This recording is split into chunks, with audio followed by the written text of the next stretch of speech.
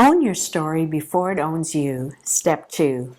When I was 14 years old, I lost control of a tractor I was driving during a potato harvest and crashed into a Canadian farmhouse. My 2-year-old brother Billy died in the accident. Living in a small community where neighbors depended on each other for survival, my family's grief was briefly acknowledged, and then we all jumped back into what we needed to be done.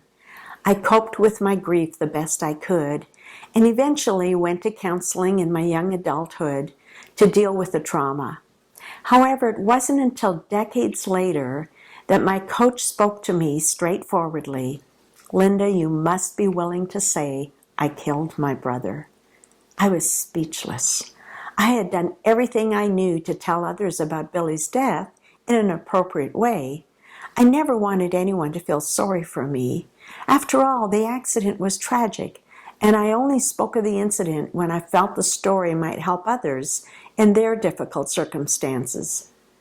But my coach had a point. She knew that although I publicly acknowledged what had happened years before, my vocabulary did not reflect my own responsibility in Billy's death. I hung up the phone that day pensive, almost afraid to look at the possibility of saying those words. I remember telling my sister, no one could ever pay me enough to say, I killed my brother. Yet I'd come to my coach for help, and she had kindly brought to my attention that, although I could easily speak about that day, I could not address the truth of the situation. I had killed Billy. I had, in fact, been living in denial, hoping beyond hope that somewhere deep down inside that statement wasn't true. I had driven a tractor. Billy had died. End of story. But of course that was not the end. My denial had been the stone in my path, the lock on my life's door. I simply could not move forward until I had removed that stone and unlocked the door. I had to move beyond denial. When you identified the negative emotion in step 1 that has been haunting you for so long, you were immediately put into the position of making a choice. Like identifying the mountain lion that's staring you down on a mountain trail. You simply cannot remain rooted where you are and hope for the best. Now is the time for decision. This is moving beyond denial. This is bravely, and it really is a courageous action, facing the mountain lion in your life and deciding that you will do something. Keep your eye on the mountain lion and slowly move away.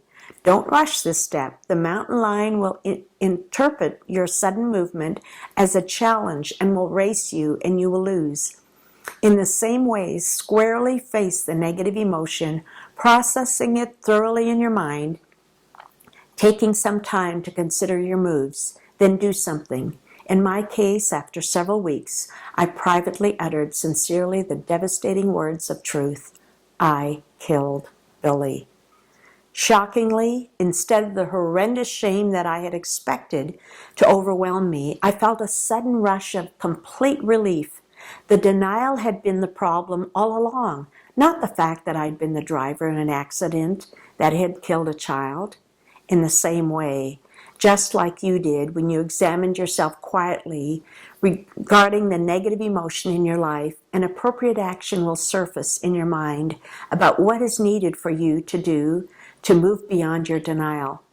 Perhaps a telephone call to someone, a note, or writing a letter and burning it will be your action.